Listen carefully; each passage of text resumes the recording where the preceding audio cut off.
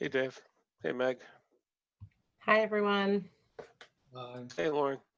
How are you guys doing? Good. How your chickens doing? You got new chicken, right? We have a new chicken and we have eggs. We have 3 eggs. I saw that. Oh, just 3, yeah? 3 eggs. We're going to wait until we get 2 more before having breakfast together. I was going to ask you if you made an omelet yet. Yeah. Yeah. It's coming. We had chickens when we were kids growing up in my family. We had Yeah. chicken coop out back and whatnot, and it was fun. Yeah, the kids love it. It's great. I would like to have one meeting when my animals don't try to barge into the room that I'm in. And by animals, I mean, You don't just mean 4-legged ones. many of them. Yeah. Oh, Maybe you need a better lock on that door. Oh, the dog is trying to get through the cat door is our problem at the moment. Oh, jeez. Always something. Oh, it'll be nice when we can have meetings together again one day. Yeah. Yeah. Jeez. One day. Yeah, I was going to say, yeah, I thought we'd, be there by now, frankly. But yeah, it's like we're just going out and out. Right. Patience. That's all you got to do. Just That's have it. patience.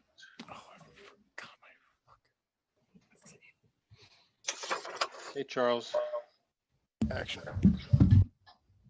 Yep. Hey, Sharon. Hello.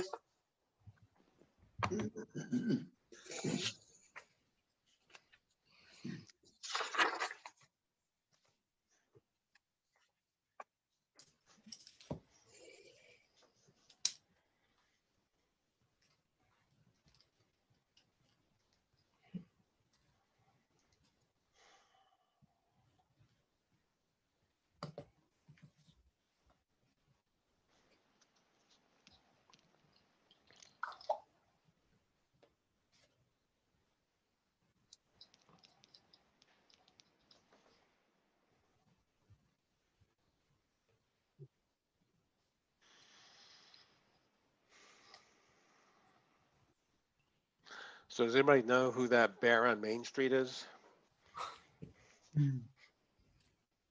Maybe he's on the meeting now. Is it a he? We know that much? Good point. I don't know. I haven't actually seen him or her myself, but I've seen. Meg would like to be unmuted. Yeah. Oh, unmute me, please. It's like a hostage video. Hi, I just wanted to say that I'm going to take the minutes tonight because Nancy is not available. And good evening to everybody. Good evening. Hi.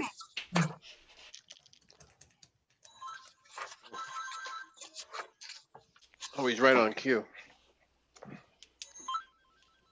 Lauren, I heard that you have chickens and you're getting eggs. Are the eggs all different colors? Are they kind of greenish and brownish and? Oh, Grandma. Not yet, because it's only one chicken. We've caught her in the act twice Oh. now. Oh, They're okay. very blue. They're very pretty. Okay, yeah, they are. I have a friend who gave me some, and they're really like they look like Easter eggs. Yeah. They're all different colors. They're kind of neat. It's really cool. I think eventually we will have different colors, Uh-huh. but yeah, for now it's just Padme. Yeah. Our one girl. That's okay. Padme? Yeah, we have a Star Wars thing here. That's great. Did you make her wear the little bun? I should. Get just a tiny one. You can Little just chicken glue though. Don't staple it. Did you ever see that movie Scrooged with Bill Murray? Oh, not in a really long time. That was one of the jokes on there with the little mice. He said, "You want to put the antlers on the little mice?" Oh. I had a friend that once picked up our Easter lamb and we forgot it, and he went to the bakery to get it, and it showed up on Easter Sunday with antlers, and it was like a reindeer. Nobody could eat the darn thing because nobody wanted to cut it, but yeah, it had antlers on it. Oh, It was bad. very dark. Yeah, It we're going was. down the road here. Okay. Hi, Charles. Are we ready to get started? I think so.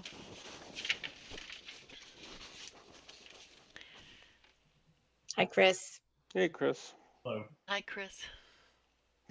Just waiting for the okay from Charles and we'll get started. Yeah, can you guys hear me okay? Can everybody hear me Yeah. on Zoom? Yes. Great. Is Russ Melman with us?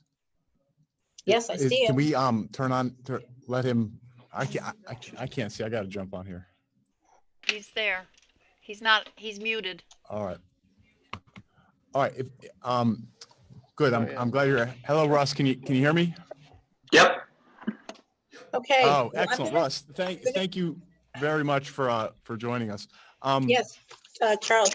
I'm gonna Sharon, call do the you meeting need to order. call us to order? Yes. No, I didn't do anything yet.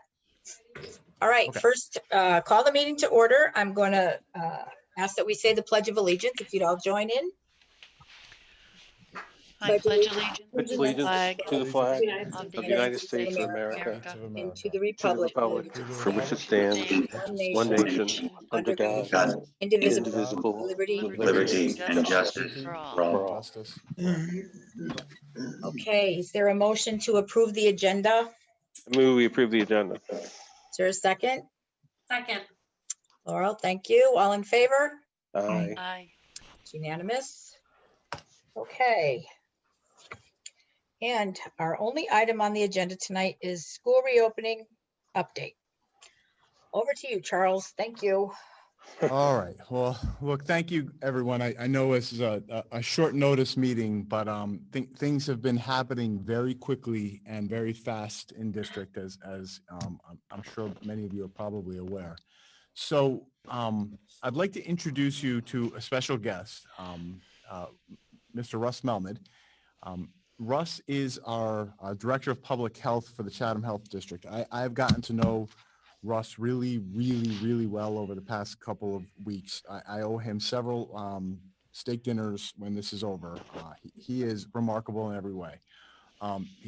So I want to start tonight by letting Russ talk to you a little bit about, what he's seeing from a community spread perspective, and sort of give us the lay of the land and what's happening in the community with respect to the ongoing pandemic. So Russ, I can't thank you enough for taking the time to come do this. But if I can kind of kick it over to you and let you give us an update, that would be helpful. Sure. First, just let me correct Charles. I've got to know Charles going back to July. We started meeting just about weekly or every other week during the planning phase. So I know we've spent a lot more time on the phone and on Zooms in the last couple of weeks, Charles, but let's get real here. It's been a while. So Yeah. in terms of what's been happening with the pandemic, I think if everybody sort of feels a little bit like the walls are closing in, maybe a lot of you know somebody who's tested positive for COVID-19 at this point, it wouldn't surprise me. We're starting to see what I think people had projected for quite a while, which is the fall and winter surge, resurgence, second wave, whatever you want to call it. And it's starting to hit Connecticut and our region pretty hard. By the numbers, I'll just tell you what it looks like and what it has looked like in Portland. So we'll go back to October. So October 29th, we saw 10 new cases in Portland. Then a week later, the next reporting period, November 5th, we saw 16 new cases. Then the next reporting period, the 12th, we saw 25 new cases. And this most recent reporting period, which we just published today, we saw 34 new cases. So what that really means is we are in an acceleration phase of the pandemic. We are seeing more new cases every week compared to how many new cases we saw the week before.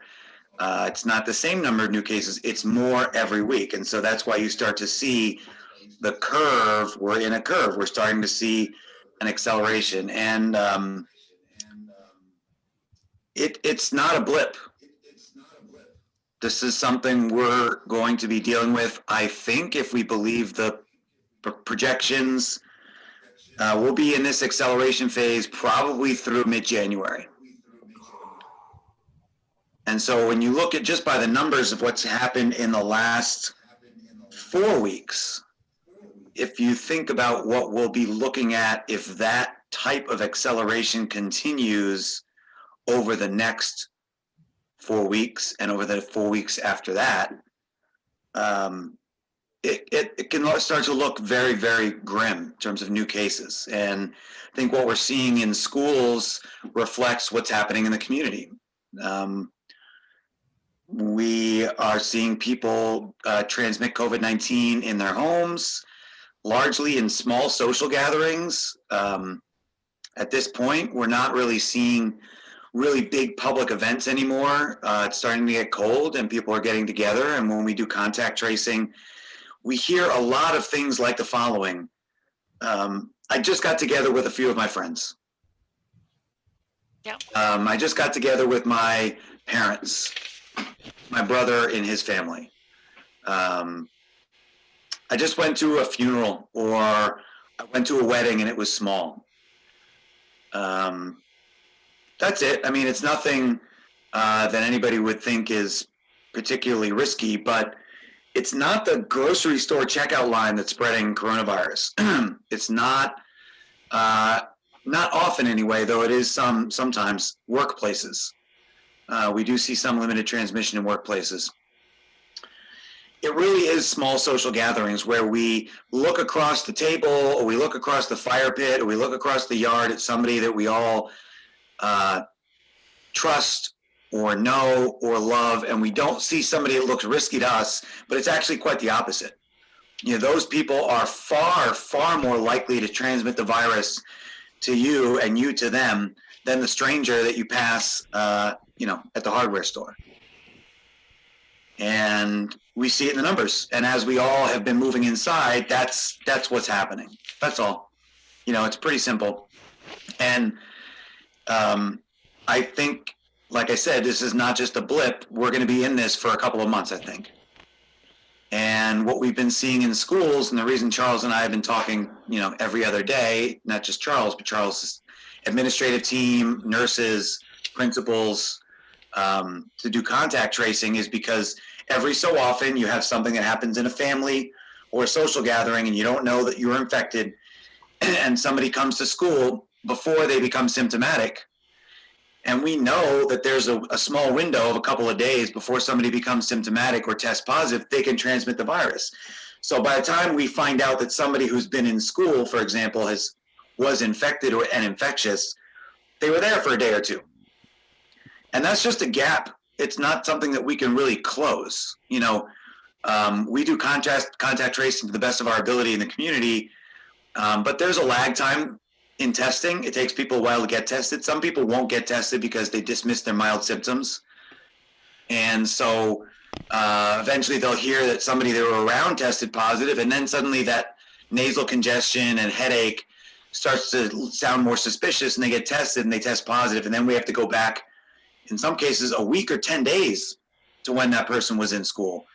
And it's resulted in some circumstances, substantial numbers of quarantine recommendations for students and staff. I think we're fortunate that we've seen very limited evidence of in-school transmission. So when a case breaks through that firewall and they end up in school and they were infectious, we have seen evidence of one case transmitting it to one other person. We've seen it in some of our schools, not just in Portland, from teacher to teacher. We've seen it from student to teacher, and we've seen it from student to student, though very limited. I will say that compared to other settings where you bring people together indoors, schools seem to be remarkably different. And I think it really speaks to the level of controls and adherence to the mitigation strategies that have been employed in schools, that we haven't seen outbreaks. Really, we've just seen very limited transmission. But because we've had to do a lot of contact tracing and quarantine, it really has resulted in a lot of people being sent home from school, students and staff. And I think it's certainly presented some operational challenges to schools in Portland and just about everywhere else in the state, Chatham Health District, all over the place. It's resulted in short-term closures, either to finish contact tracing because we want to be sure we've gotten everybody, or because teachers and administrators have been out, that staffing just can't seem to sustain opening a building. So I think when we look at the numbers and we look at where we are in the curve and we look at what's happened, I think we can just expect what's been going on to continue for quite a while, probably. And it's not that, again, that schools seem to be a dangerous place for students and staff. It really seems to be quite the opposite. And I don't think that, for example, shifting, people in and out of school, though it's operationally disruptive, is a bad thing. I think it's really important to do that so long as it's sustainable. But, I think the question probably Charles is asking and his staff, and you all probably have to answer is that sustainable? But to reflect on where we are and what the incredibly important role that schools play in our communities, I think shouldn't be lost here. And I understand that it's a really difficult circumstance that teachers and students and boards of education and superintendents and principals are faced with right now, is the operational challenges that come along with being in this part of the curve of this second wave of the pandemic. You can't ignore cases and say, well, we're just not going to do contact tracing. We're just not going to quarantine people. To do that. You can't just say we're not going to do that. So to the extent that we continue to do that, and to the extent that we stay in this part of the pandemic, I think we can all just expect what's been going on to continue, and probably continue to get a little bit worse also. Mm-hmm. I'm done rambling, I think. I don't know if I missed anything, if anybody has any questions. I have a question about testing. You're saying that some people will dismiss some of the symptoms, runny noses or a cough or a little bit of a scratchy throat as being something else. Do you recommend that when those symptoms occur that testing should take place? Yes. Okay. Yes. Don't dismiss it as it must be allergies or something. Well, if somebody's really got a history of seasonal allergies at that time, and it seems like that's what it is, okay. I don't want to say, if somebody's been dealing with allergies for weeks and that's all it is, then that's all it is. But if something comes on suddenly and it doesn't seem like allergies, get tested. We're recommending that people get tested just because, we're in an accelerating phase of the pandemic, even if you're asymptomatic. So I wouldn't discourage anybody from getting tested at any time, frankly. I think what we're looking at in terms of testing and symptomology is, during the summer, we had less than 1% test positivity rate. You can think of that number as the following. It's the likelihood that somebody who's experiencing anything, any kind of symptoms, has COVID-19 or something else. And in the summer, that was fewer than 1 in 100 people who were experiencing whatever they were experiencing and getting tested had COVID-19. Now it's somewhere between 6, 7, 8%. We're creeping towards 10. So we're somewhere between 1 and 20 or 1 in 10 people who are experiencing something when they get tested. It's COVID-19. So, yeah, and to speak more about testing, I think we're starting to see testing centers and the waits that are involved in getting tests increase. So people have to wait sometimes 1, 2, 3, 4 hours, I've heard. And there seems to be an increasing lag time in when those test results are reported, depending on where you go. So we are still seeing somewhere between 48 hours and 72 hours for some places. I've got a staff member that's been waiting 7 days for their test result. So the way that works in the context of everything we're talking about is, if we tell people, if you've got a nasal congestion and a headache, you should go get tested, okay? And it takes a week to go get tested, and they've had symptoms for 2 days. So we're talking about 9 days from the time symptoms start to when we might get a test result. If that's positive, then we've waited 9 days to do contact tracing. Yeah. And what that means is that person, if they were in school, for a day before their symptoms started, or a day when their mild symptoms started and they dismissed it, they might have transmitted it to somebody, and that's plenty of time for those people to become infected themselves and then start transmitting it to others. Now, like I said about schools, we haven't really seen that kind of sustained transmission. So I'm not saying that's likely, but what I am saying is as we see more cases, we will see more of those scenarios play out, and we will see more people in schools, and then more of those individuals waiting longer to get tested and delays in contact tracing. We've actually already had it play out in Portland once already. So it's not common right now, but my concern is that it will be more common. And those things all kind of play into our ability to manage the outbreak, manage the pandemic. Testing is a really important component. People recognizing that mild symptoms can be COVID is an important component. People staying out of school when they have mild symptoms is an important component. All of those things are really important. And they all work together. And right now they're under strain. Those systems are under strain. Okay.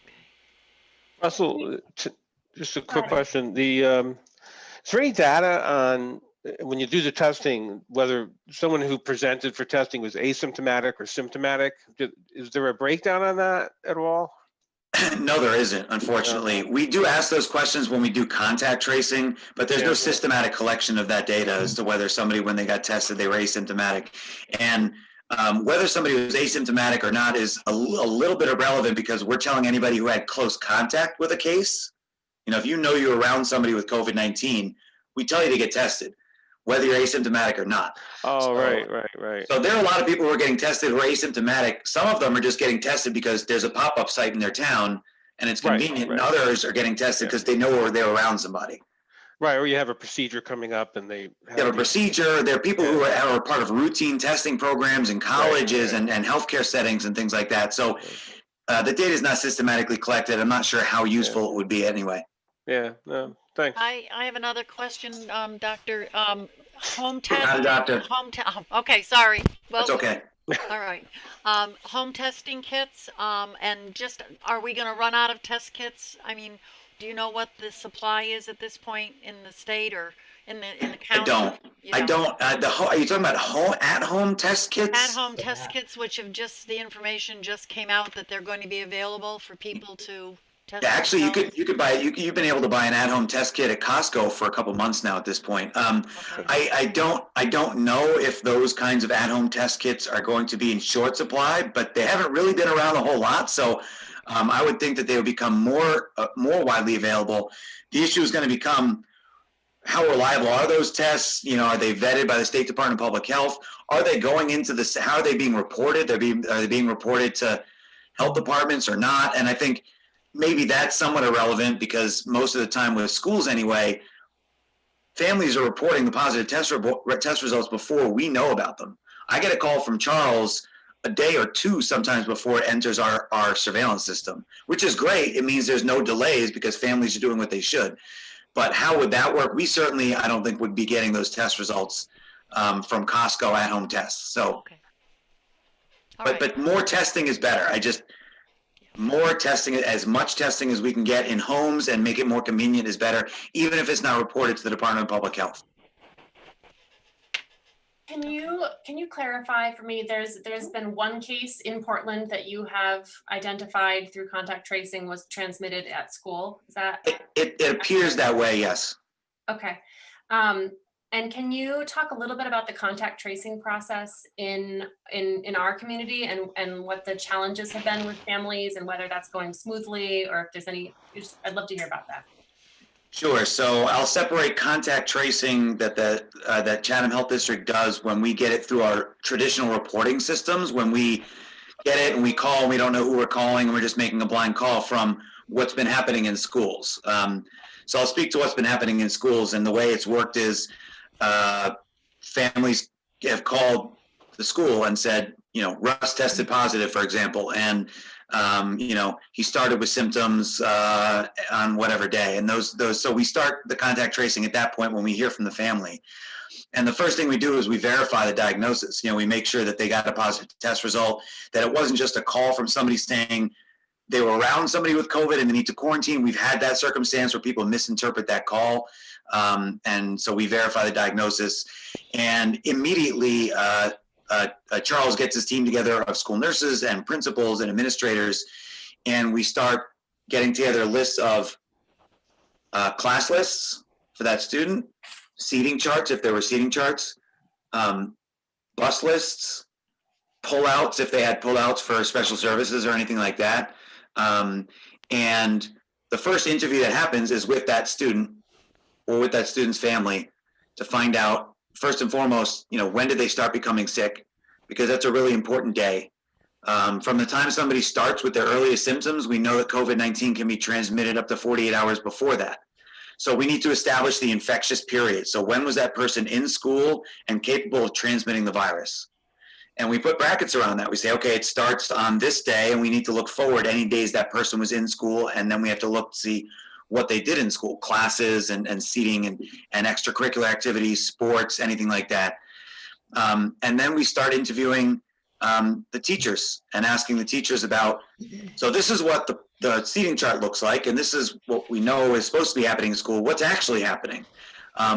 Was Russ seated in the seat that the seating chart says he was on Monday when he was in class, or were there any group activities? How is Russ with his mask compliance? Does he wear a mask a lot, all the time, or does it slip does he take it off? Is he a problem? Is he a loud person? We ask about the type of speech that the person engages in, because that can be high risk. If somebody is loud, laughing, screaming, crying, singing, those are the kinds of speech that can transmit the virus more readily. So we try to find out who the close contacts were to that person in those settings. Close contact is defined by being within 6 feet of somebody else for 15 minutes over 24 hours. But that's a guideline.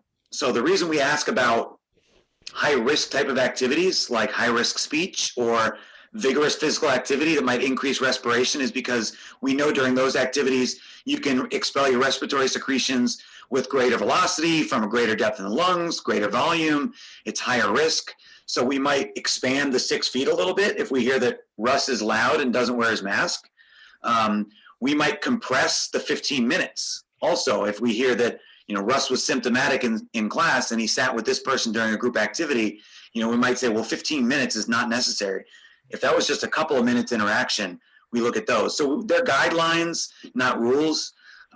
So we interview the family, parents, the student themselves, the teachers. We look at buses. So if there's a bus that the student rode in, we try to look at the bus video. All this is really done by school staff, under my coordination, of course. I do interview all the students themselves and their families if possible. But otherwise, it really is the school staff doing all the legwork, getting all these lists together, finding out the movements of the student. On the health department side, we try to identify any community-based contacts, where there are contacts with students outside of the school. Do they work in town or elsewhere? Do they go to the gym? What else do they do in school? In town. And so it's sort of like a two-pronged approach, really trying to determine, and it literally is just getting a list of names together of people that person had close contact with while they were infectious. Again, put those brackets around the infectious period and say when they were capable of transmitting the virus. And then those individuals are notified through the school. The nurses have been doing a tremendous job of actually calling every one of those families to say, your child had close contact with a case of COVID-19 when they were infectious. Here's when that last date of close contact occurred, and they need to quarantine until 14 days after that. And we also recommend testing. So we put together a quarantine frequently asked questions document that gets sent home to those families, answers a lot of questions about symptoms, about what they should and shouldn't do during quarantine period. That's in a nutshell what contact tracing is like. It's a lot of legwork, interviews, putting together lists, literally tracking the movements of a person in a building over a period of time. You might not have the answer to this, but I'm curious about whether Portland families have been cooperative in this process, whether they're forthcoming with information, or whether this is a potential challenge for us. Our experience has been that they've been very cooperative. and Charles could probably speak to this as well, as could Dave Opashinsky, who's the nurse who really has been key part of the team. They've been very cooperative. They've been understanding, forthcoming with information. Really, we have not run into any opposition with families of students who've attended school or staff when they become infected. On the flip side, we do have some challenges on the community side. You know, when we're interviewing adults that aren't part of the school system, that's a different story. We have run into some people who don't want to tell us anything. We've run into situations where people wonder how we got their information, and why we're calling them, and, you know, go so far as to say that we've committed some crime by getting their test results and contacting them, and that we shouldn't know about this. And so it is challenging. Do we know how honest people are when they tell us things? No. I mean, certainly during Halloween, we heard reports of some parties that occurred. Do we know that every student that we've interviewed was forthcoming about whether or not they attended a party? No. So it really is sort of the honor system, but we haven't run into anybody being hostile when we've done this through the schools anyway. Charles, I don't know if you can speak to that at all, but I haven't. I don't think we've had any problems like that. Everybody's been terrific. But without exception. Certainly bandwidth problems, though, you know, especially with some cases with the high school where they were in school for a couple of days during the infectious period. And, you know, if they have 8 classes and it's been a week since they've been in that class, recall is a challenge. Talking to the teachers about specifically what that child did and what they did, you know, in that class, as opposed to what's on the schedule, that's one bit, but then actually recalling, were there breakdowns in that at all? Like, you know, this is based on memory and truth telling. So there's certainly going to be gaps no matter how good an interview you do. Can I ask, at this point, would you say that you're able to contact trace most or the ideal amount of cases that are occurring? In school, yes. In the community, broadly speaking, absolutely not. You know, we are, and the contact tracing system overall is under, I say it's under strain in the state of Connecticut. It really is breaking down to a fair degree. There are roughly between 600 and 700 contact tracers for the entire state of Connecticut. One case can take an entire day.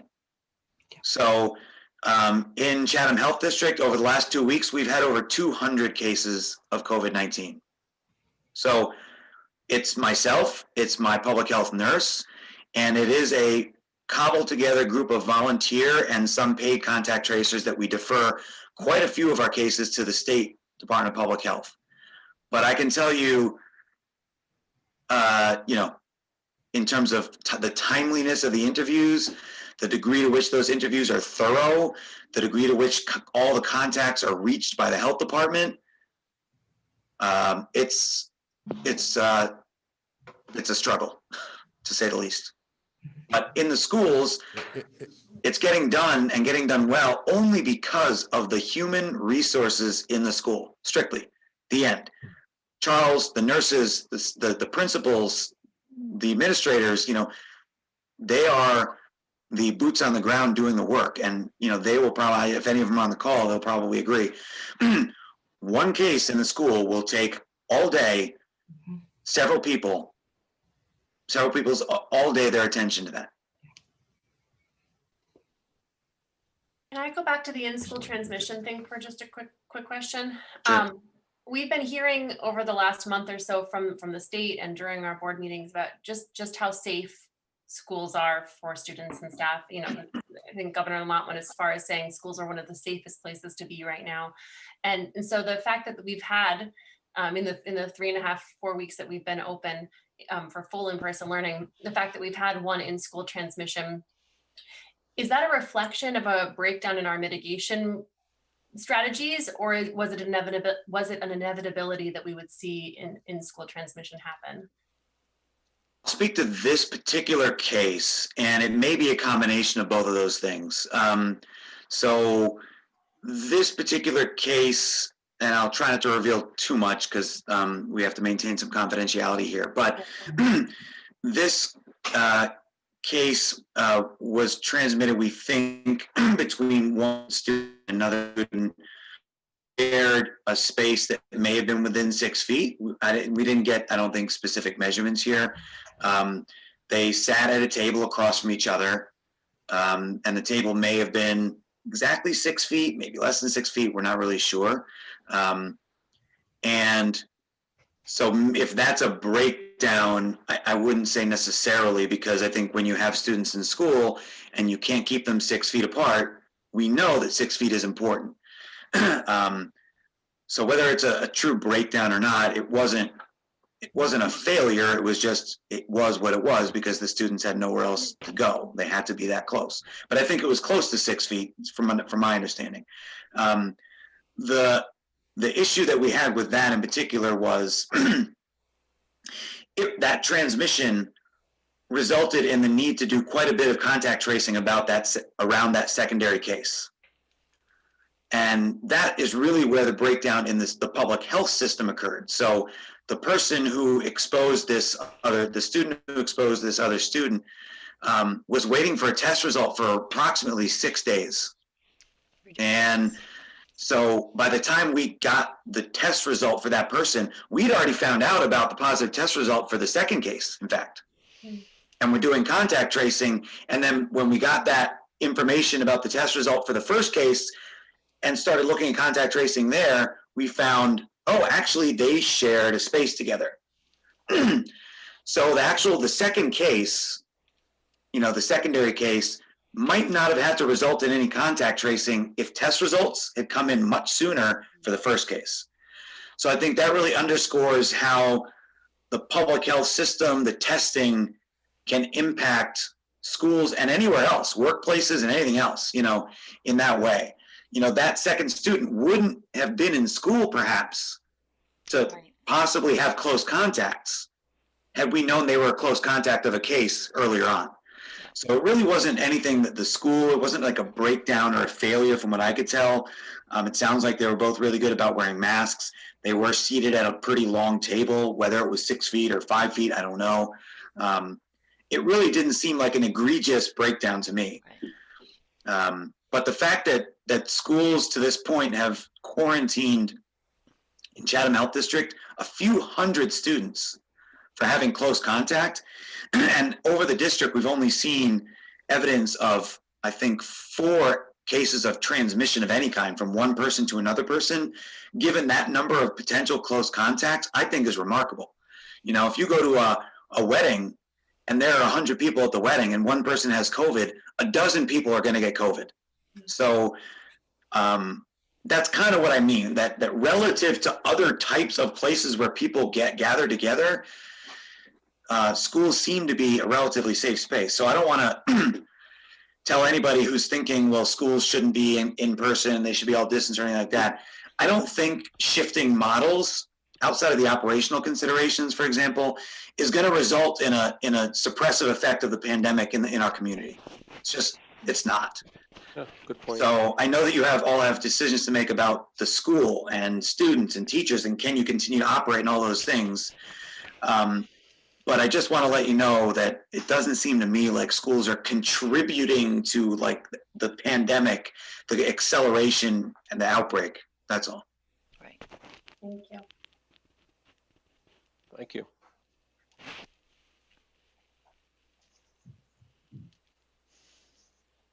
Thanks, Russ. Stay on, because part of what I'm going to talk about will loop into what you just said. And oh, by the way, everyone, I'm going to unmute Dawn because she's our COVID compliance liaison. So she's been right boots on the ground with me as we've been managing this. If I could ask our technicians, please just show that chart that I asked you guys to pull up. I want you guys to see in numbers what Russ was describing to you. Okay. There it is. So this is the data that we've been reviewing regularly. It's updated. It was literally updated an hour before this board meeting. I just want to point out the highlighted one there, Middlesex, and then the new cases per 100,000 is now up to 34.5. And you see that our leading risk categories, we are high, right? That is alarming, right? That is a shocking number. And what's shocking to me about it is, and maybe Russ, you can comment on this, is boy, how fast this happened, right? I mean, this is just, I mean, ripping through us on a moment by moment basis. So let me talk to you about that a little bit and just speak up if you need me to clarify anything or you have any questions. So this is how fast that number went up and what it did to us. We have been hit by a bus, a freight train in a very short period of time. Up until Sunday, November 8th, we had 0 cases in any of our schools. We had no reports of any COVID cases in our schools. Since November 8th, which is not that long ago, I mean, my goodness, here's where we are. Valley View, we have 1 known positive member of our faculty. We have 2 known positive students. We have 21 students self-isolating for contacts in school, and 3 faculty and staff self-isolating for contacts in school. At Gildersleeve, 1 known positive member of our faculty, 0 known positive students, 33 students self-isolating for contacts in the school, 33 faculty and staff isolating for contacts in the school. At Brownstone, we have Did you 1 say known 33, positive Charles? member of our Did you say 33 students. How many staff though? 3 3. faculty and staff, Corn. Yep. Brownstone, 1 known positive member of our faculty, 0 known positive students at Brownstone. 20 of our students are self-isolating for contacts in school. 3 faculty and staff are self-isolating for contacts in school. Middle school, Gold Star, 0 across the board. At the middle school, we, as of today, have no known positive members of our faculty, no known positive members of our students, Keep your no fingers known crossed. students self-isolating, no known faculty and staff are isolating. So the middle school is the only place where we haven't been affected. The high school, my goodness, 1 known positive member of our faculty, 4 known positive students, 86 students self-isolating for contacts in the school, and 6 faculty and staff self-isolating for contacts in the school. Because of the effect of this on faculty and staff, our ability to staff our buildings, here's where we are as of today.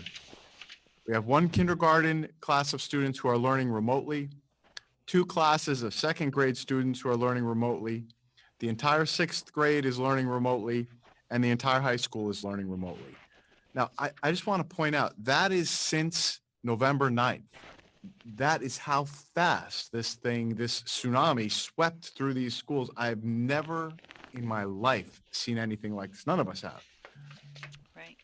The speed of it is breathtaking. I mean, Russ, I'm not sure if this is what you're seeing in other schools. I've been speaking with superintendents. I don't know if we're an anomaly, but wow, did we catch it on the chin really quickly? No, it's every school right now. Every school district, every school is getting this, and I think that the numbers of people who are out under quarantine reflects the number of close contacts that those cases have had. But the number of cases that have come in, just 1 case results in a significant number of close contacts who then have to quarantine. And I think that, to me, the number of cases is less alarming than the impact those few cases have when they're in school, And like I said before, you can't just ignore the case and say we're not going to eliminate those close contacts, because, as I've said, we have seen limited evidence of transmission. And so that's why quarantine is so important. The objective is to keep students out of school so that if they become infectious, they don't spread it to others. But it certainly has an impact. I mean, we were at somewhere below 2 cases per 100,000 in Middlesex County in August. And so now we are, you know, a couple orders of magnitude, you know, beyond that. You know, we're in that, we're at that inflection point, an accelerating curve. And that's why it feels like it came on so suddenly, because when you accelerate week to week, this is what it feels like, almost out of nowhere. But it's not. We were predicting Russ, this. and I'm going to ask Russ an objective question, and he answers questions, you know, like a scientist does.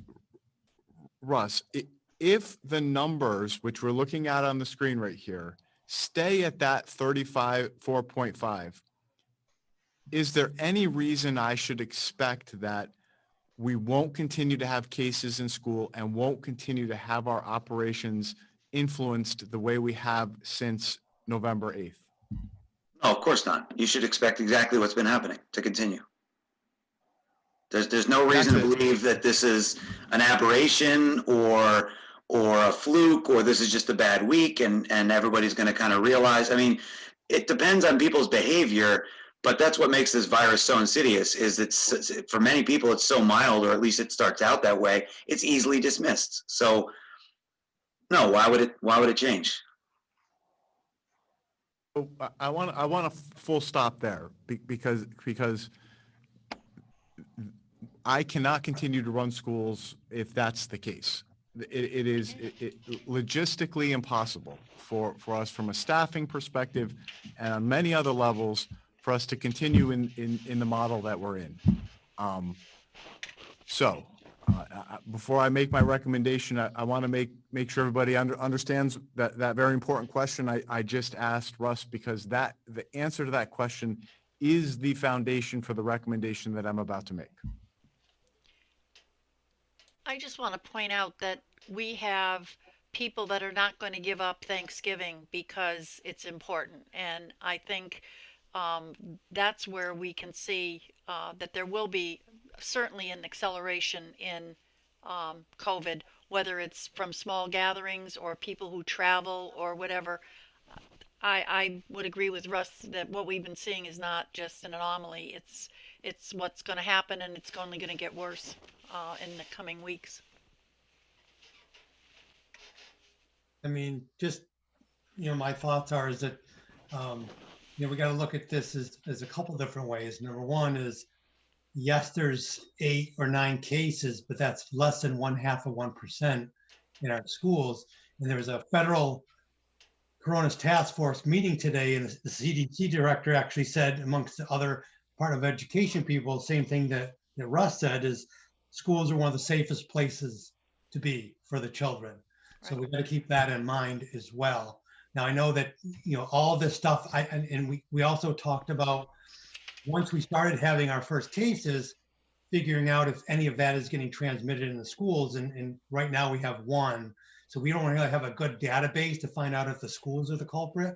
Unfortunately, none of this means anything if Charles can't staff the schools, because we have, you know, limitations. So, but I do think we should have a plan to get back as quick as possible. In other words, if we do see all of these people that are quarantining not getting it, and they're able to come back, and our levels are low, that we can't have this be a prolonged,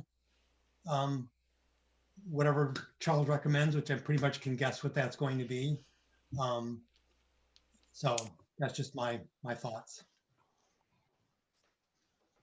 I am. Yeah, no, I'll be out. So here's the recommendation. We need to hit a pause button. Again, it's not sustainable at this point. You know, based on those numbers and the effect of this on our students, my recommendation to you tonight is a 2-week temporary. I don't want to make a long term. I don't want to say till January. I want to say 2 weeks. For the 2 weeks following the Thanksgiving break, we move to remote learning. It's a 2-week period of time. That is going to give us next week's Thanksgiving break. And I did hear Meg express concern about the Thanksgiving travel that people may do and hosting of Thanksgiving dinners or attending, which, you know, my recommendation is don't do it. But, people are going to live their lives. We're going to see the influence of that. We're also going to have the influence now of our college students returning home. Yeah. So we'll have next week, we'll have the week after, and we'll have the week after that for everybody who's now quarantining and sick, who I mentioned tonight, to get healthy and get well. And during that 2-week period, we'll see the continued influence of the upside, the wrong side of the curve that we're now experiencing.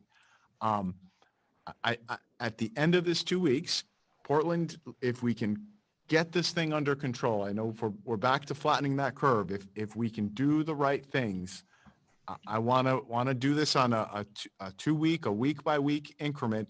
We can get our schools back together. All of us want schools open. We know how hard this is going to be for our families, but we have to do it. We have to hit the pause button. We can now plan. I'm going to meet with my leadership team. We're going to plan for this, but we need to pause. We need to get into the Thanksgiving break, plan for 2 weeks of remote learning, and then revisit where we are at the end of that 2-week period. Charles, So is there you're a reason? saying- Oh, I'm sorry. You're saying it's going to be full remote. There's no hybrid models. It's going to be everybody's out and it's going to be fully remote. Is that correct? Muted, and I would welcome Dawn to talk a little bit about this. Okay. This 2-week period will be different than the lockdown in the spring. We are not locking down. We are going to be thoughtful now about the possibility and how we may have some students come into school for whom we know that the remote is disproportionately influencing. That's going to be the hard work we do tomorrow, all weekend, and next week. Dawn, can you speak to that a little bit? Hi, good evening, everybody. Can you hear me? Yes. Yes. Okay, excellent. So the beauty of this planned shutdown versus the hard shutdown that we experienced in the spring is we are going to be able to be accessible at the schools to students, to families, and to the community. So we are looking at our staff, especially the student services staff, is going to take a hard look over the next couple of days to look at what students we can offer to come in for their IEP services, our individual education plan services, or English learners for them to come in and access services and things like that. So people will be available to them to be able to offer those services on a limited basis. And the other piece to that is it won't be mandatory. If families choose to keep their children home during this time, we'll continue to work virtually and meet the needs of our students. So it's going to be a combination. There's no hard formula. I know of several families have reached out to myself or Charles in just in anticipation of this, but our plan is to look meaningfully at all of our students' plans and see who we can support. That also means our mental health team is on full, they're going to become on full alert, and we're going to be talking to see, how we can offer services for mental health needs as well. So the buildings will be open and available to students on an as needed basis. So we'll be able to address those. Any questions? Great, thank you. I'm here if you have questions as Charles continues. So at this point, again, let me give you the dates, and I know it's important for the whole community to know. Oh boy, now I can't my calendar up here.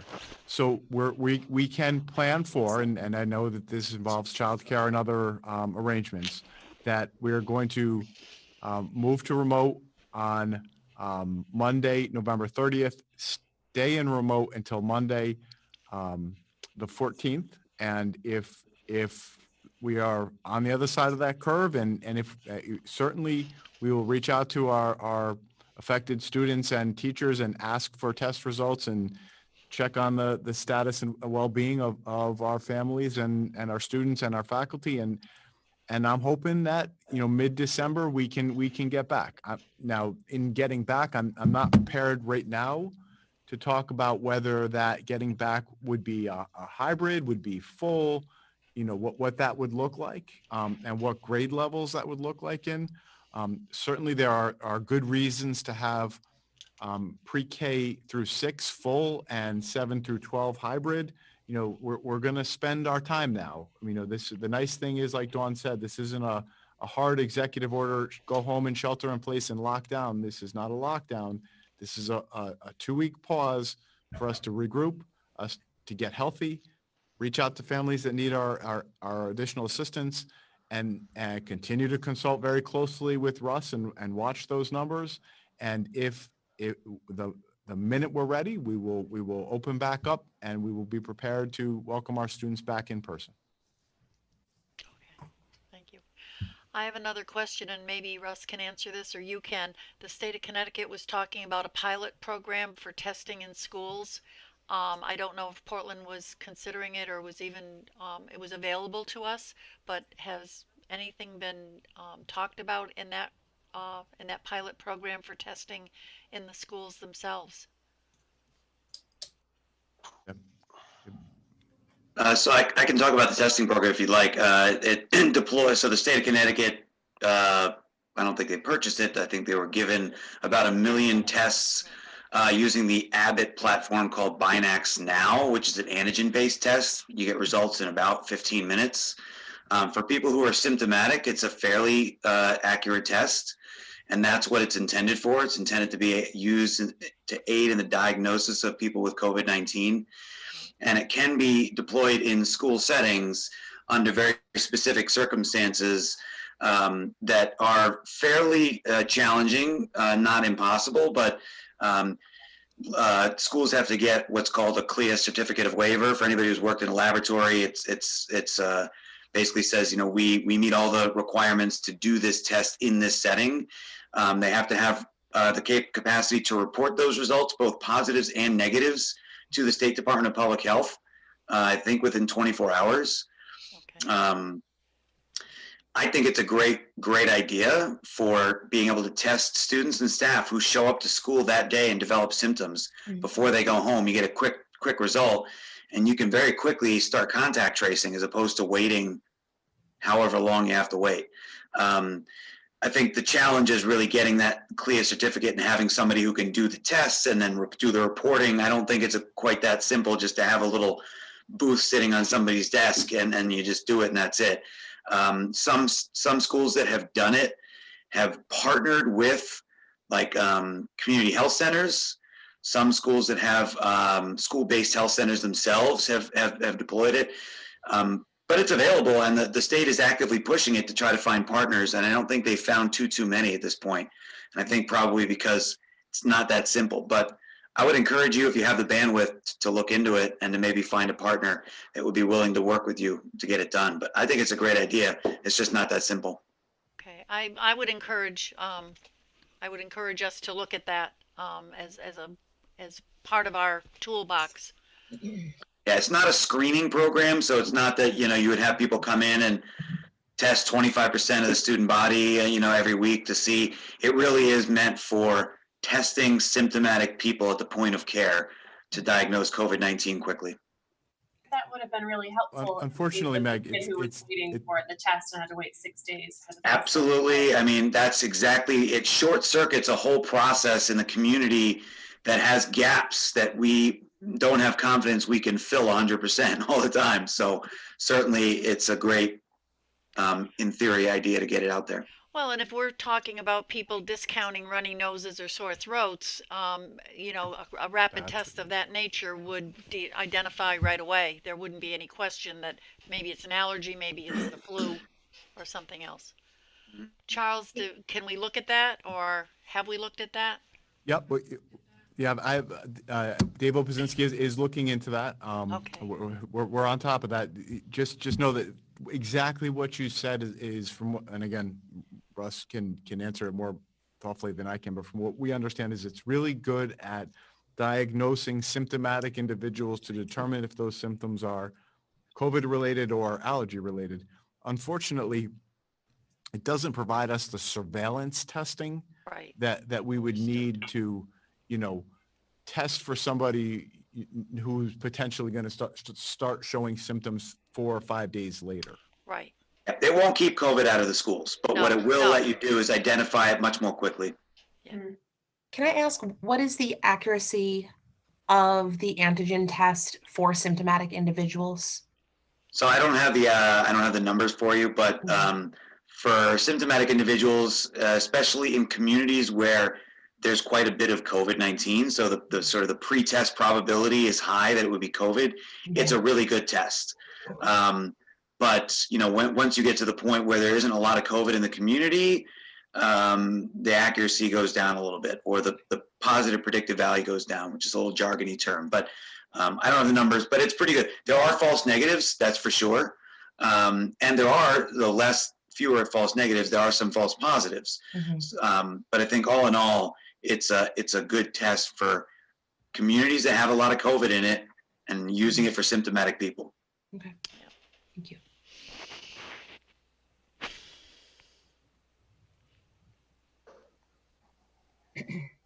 Well, I will say to Charles that, and to Dawn and to everybody that's going to work on this plan, that I think it's a good plan, and I think, it isn't a lockdown, and there is the hope at the end of the 2 weeks, we'll have a better handle on whether or not there's a lot of Thanksgiving COVID being passed around with the cranberry sauce, and we should know shortly whether or not we have to continue or we can come back to some model with some in-person learning. So I support your recommendation tonight.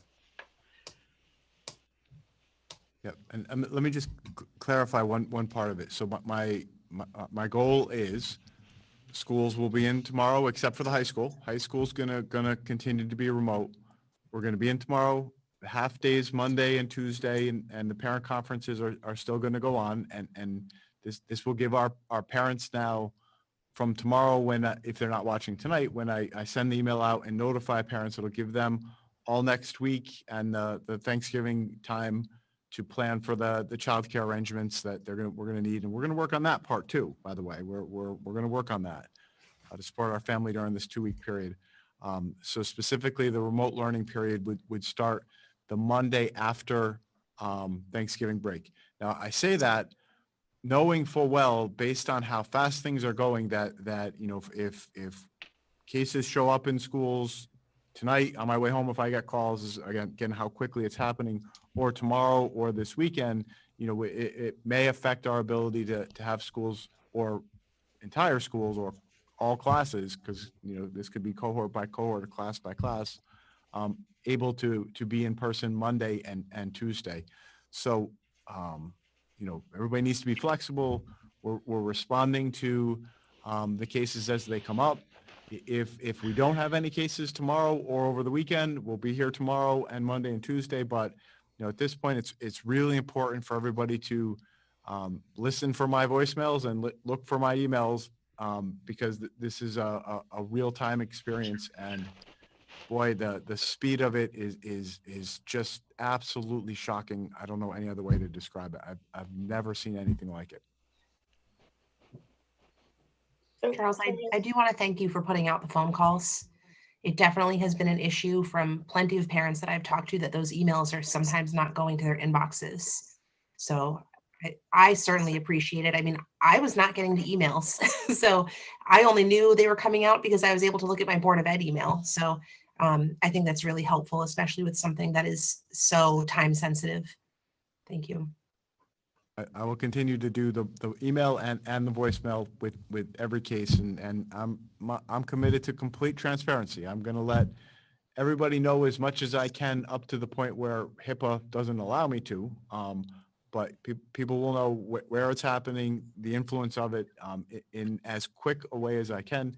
And again, we talked a little bit about it last time, is that, I don't want to send those emails or voicemails out until all of the people who are contact traced have been notified, right? We work quick. We've got a great nursing staff that is on the phone making those calls as quick as we can.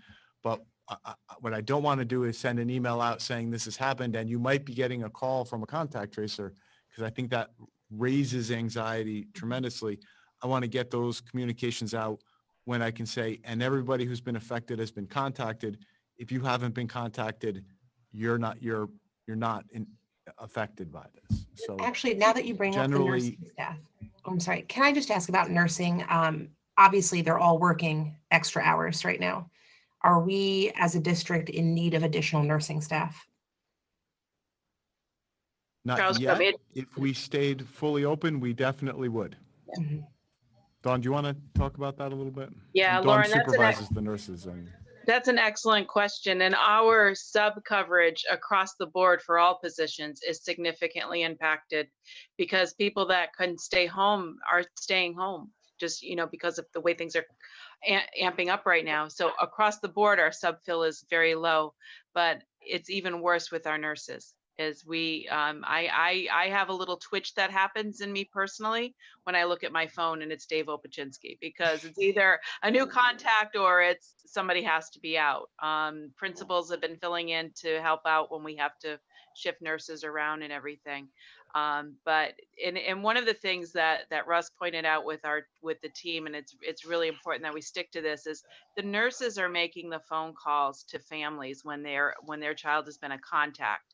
And that's really important because the nurses are able to answer those questions that parents are asking when they're getting that phone call, especially at the early onset when these were brand new calls going out. So it's really good that the nurses are making those calls now, but it does take time. They're teaming up, but excuse me, our nursing coverage is, that's one of our finite resources. Right, and if contact tracing is happening during the school day, that nurse is really being pulled in two directions with taking care of children and, yeah. The nurses have also been remarkable. They worked all weekend and all last weekend. So, and Dawn and I agree, it's really important for the nurses to make that call, because what we'll find is often it's not appropriate for me to be making the call when the parent says something like, oh, and my child has asthma. What should I be aware of? I do not have the right letters after my name to answer how COVID might affect specific health conditions. And I really, it's also not really, in my wheelhouse to know about those, but our nurses certainly should. And that's why, we've asked them to be the ones to make the contact tracing calls. So Charles, I think we have a regular meeting on the 8th of December. Is that a realistic time to see where the district is? I think it's the 8th. I think thought it's, it was the first. I can definitely give you an update then, and let you know where I yeah, I think have it we're on the heading. first. Is All that, right. The Well, first. I think it's the first. is that right? wrong? It is. It is it's the first. it is the first. Okay. Okay. So then maybe we'll need a special meeting that second week in December. The first seems like it would be a little soon. No?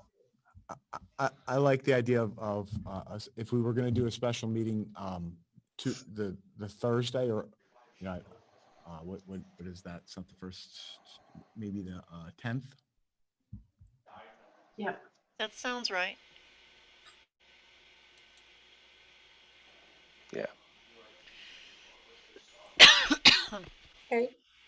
Should we pencil that in? Special I would meeting say on, yes. so regular board meeting on the 1st of December and a special meeting on December the 10th. Yes. Right. I'm taking the minutes. I'm Nancy tonight, so. No, I think that's good. Would you want us to give you make a motion and vote on this, Charles, or just an agreement that we I would understand like and recognize that. the I need mean, to go? we're a team. It's important to me that you're voicing your support or not. I certainly don't want to prejudice this, but I think it's appropriate. As I said at the beginning of this, it really does come down to a superintendent decision. But Right. if you voted no on this, it would definitely get me to reconsider. Well, I'll make that motion. I would that we- enjoy the support. Yeah. Did Go we ahead, move it? Tim. Just make the motion that we, acknowledge and support the superintendent's recommendation to hit the pause button and go full remote starting on November 30th for two weeks through 12/11. Okay, got it. There's a second? I'll I'll second. second. Lauren, go ahead. Okay, Lauren. Any other discussion? Yeah, I would just say too, I mean, it's a heck of a decision, at the weight of, you get on the Board of Ed and there's decisions you make all the time, but this is like one that impacts so many people so directly that it's tough. And I just think, hearing Charles and what you said and how, it just functionally becomes impossible to run a school system when you have so people just dropping out because of the tracing needs and the self quarantine. And I just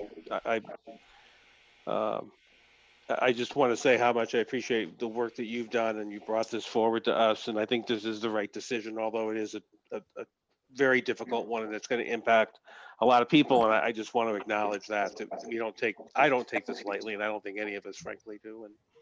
And God bless the whole town, and just we can get through this. I think it's a small sacrifice to make if we can keep the safety and health and mental health of everybody in mind. So yeah, this is a tough decision. My heart sank when I kind of knew this is the direction we were going in.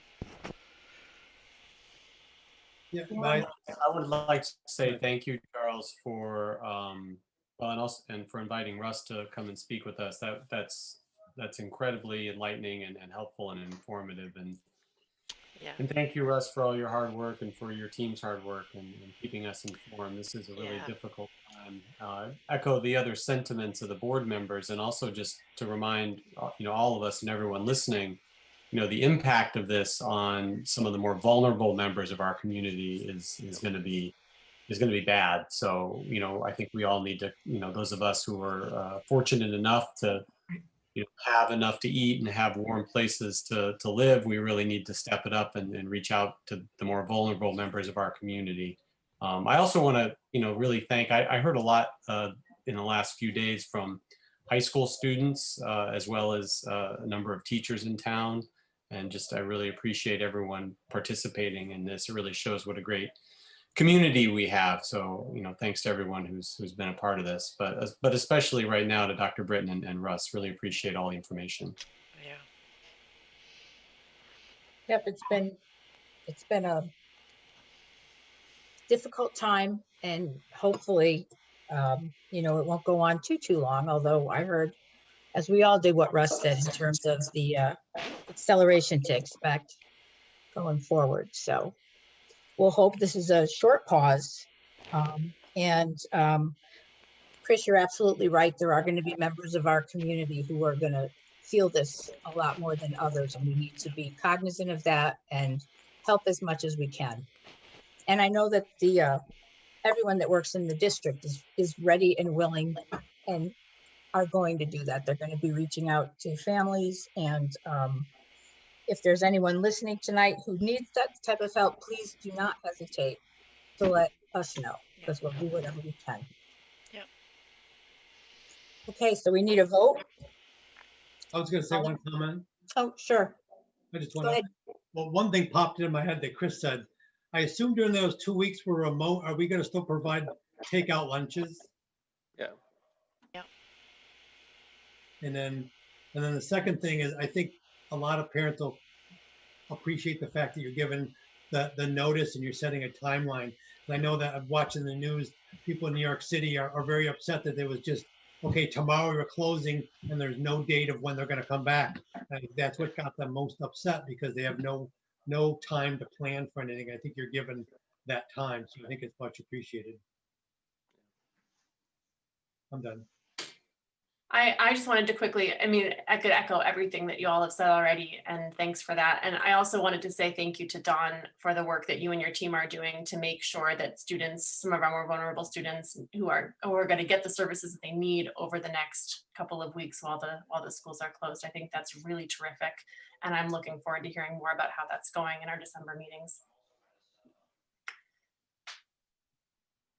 Anyone else? I'll just add that as a parent of a sixth grader, and actually my daughter was among the close contacts and she was quarantined for the last 2 weeks, that what has been happening at Biz and the distance learning that they are providing for the sixth graders now is, I mean, they did a great job in the spring, but it's just so good.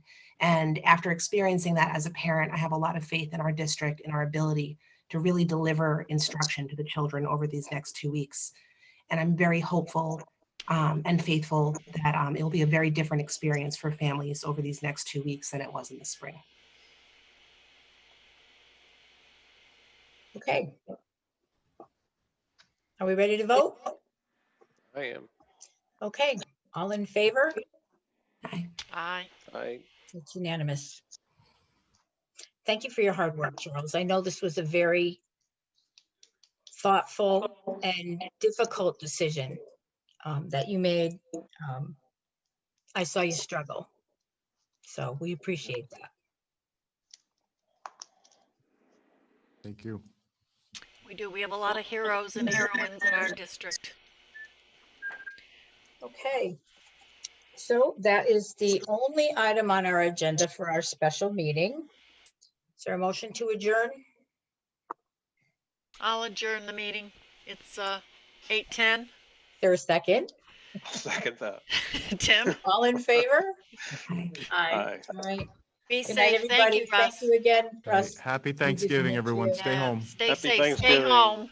Stay home. Get Yes, get the stay pie safe. and the ice cream and enjoy it by In the yourself driveway. Yeah. in the driveway.